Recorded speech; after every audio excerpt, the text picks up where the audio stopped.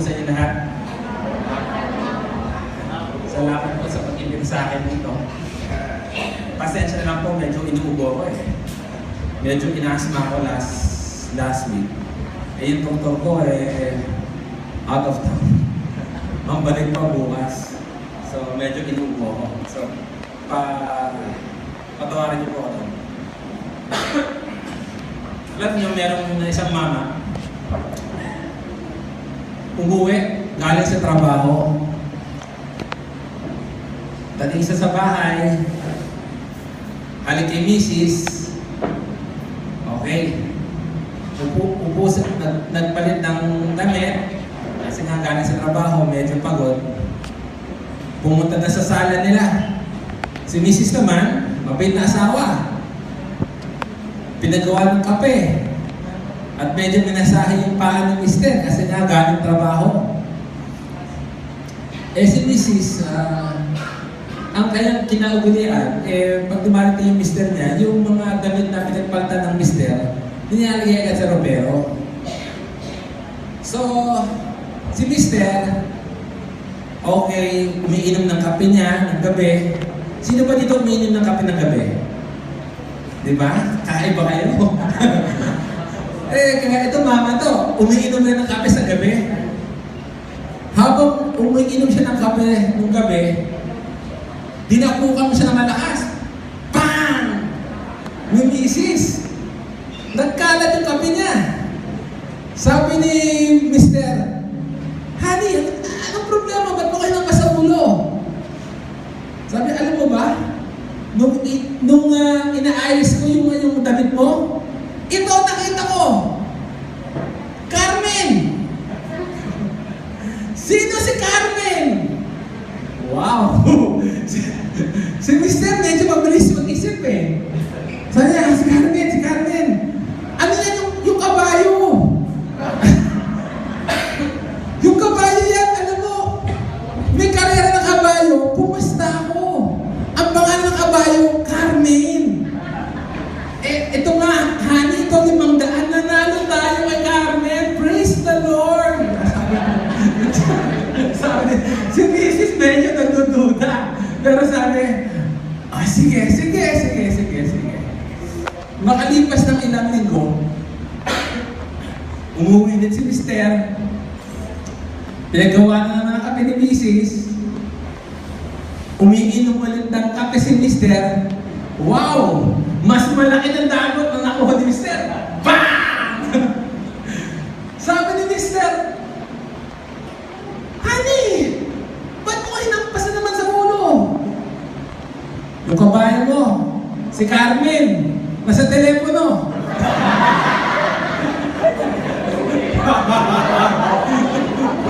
Problema yun.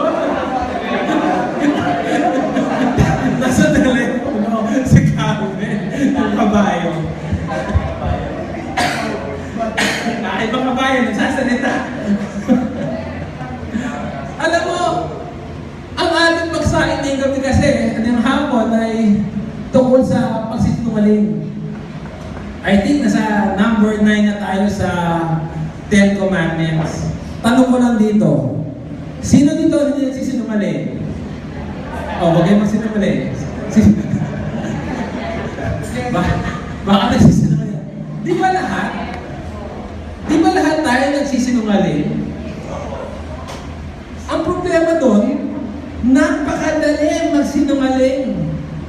Di ba? Minsan nga, pag tumitingin ka sa salamin, kaya sabi mo, ang pogi.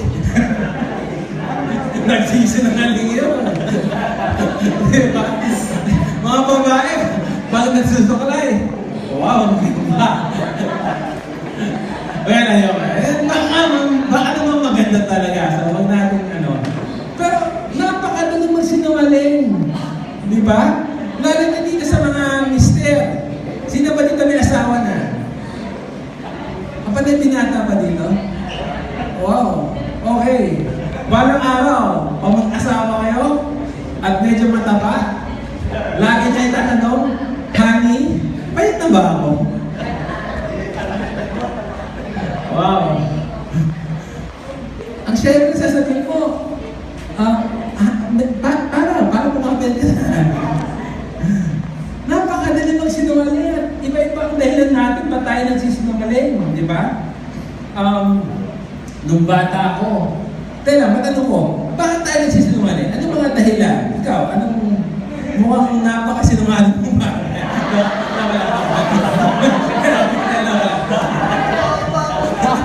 Mukhang hindi ka sanay magsinungaling. Bakit ka nagsisinungaling? Ano? May pinagtataguan. Oh. Alam mo nung bata ako, as in bata pa ako, mga 9 years old. Taga-probinsya po ako taga San Pablo, Laguna. May mga taga Laguna pa po dito. Mukhang lahat yung taga Mandaluyong Ako taga San Pablo, Laguna po. Tanda ko, yung mga, parang mga matatandang mama, nakisakay ako sa kotse nila. Isang matandang mama, I was mga 9 years old, baka 9 to 11 years old. Basta bata. Tapos yung matatanda, mga 50s to 60s na. Nakisakay ako, yung isang matanda at yung isang matanda. Ako nakaupo sa likod. Habang nagmamaneho, sa totoo lang nakautot ako. Medyo, hindi ka nais-nais. Sabi nagmamaneho, Bobby, ikaw ba umutot? Ay, hindi po. Tapos, yung katabi niya, si Modi ata, Modi, ikaw ata umutot Sabi ni Modi, hindi ako umutot, ikaw umutot. Wow, nag-away. Hindi na akala ako yung umutot.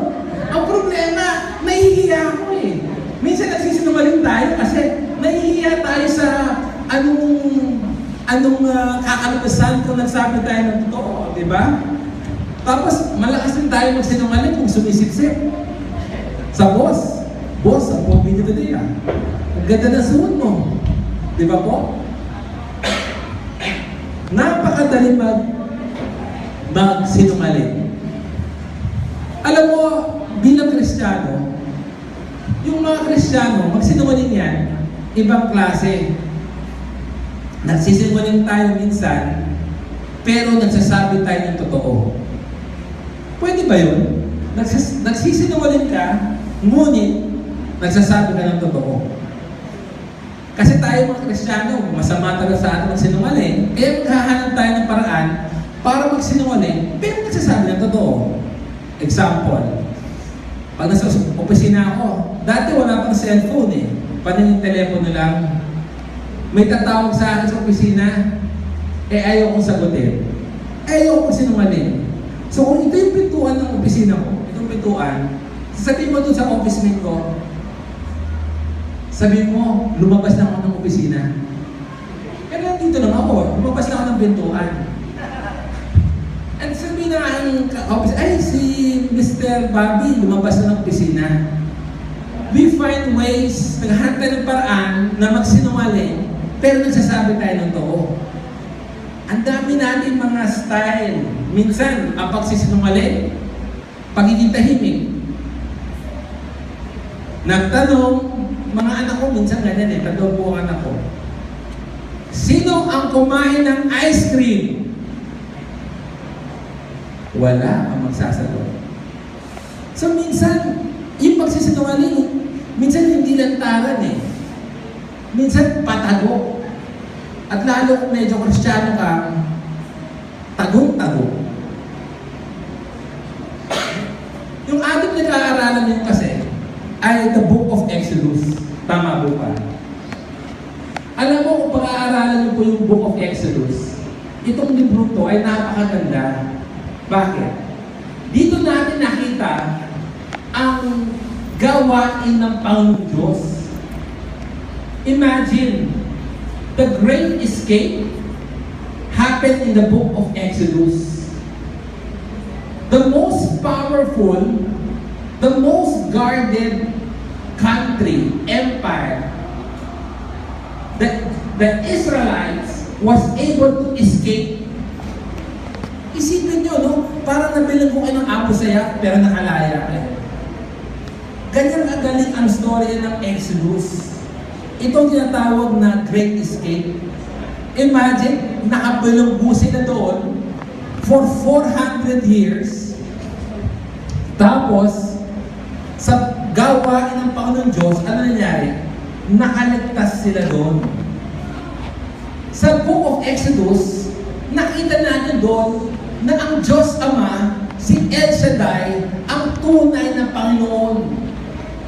Doon natin nakita kanong kalakas siya, kanong makapangyarihan siya. Akala ng mga tao sa libro ng Exodus, ang Panginoon Diyos natin, nakalimutan na sila. Imagine 400 years. May pangako ang Panginoon Diyos na papalayain sila. 400 taon na nakalipas. Ngunit ano? Hindi pa rin nakakalaya sila.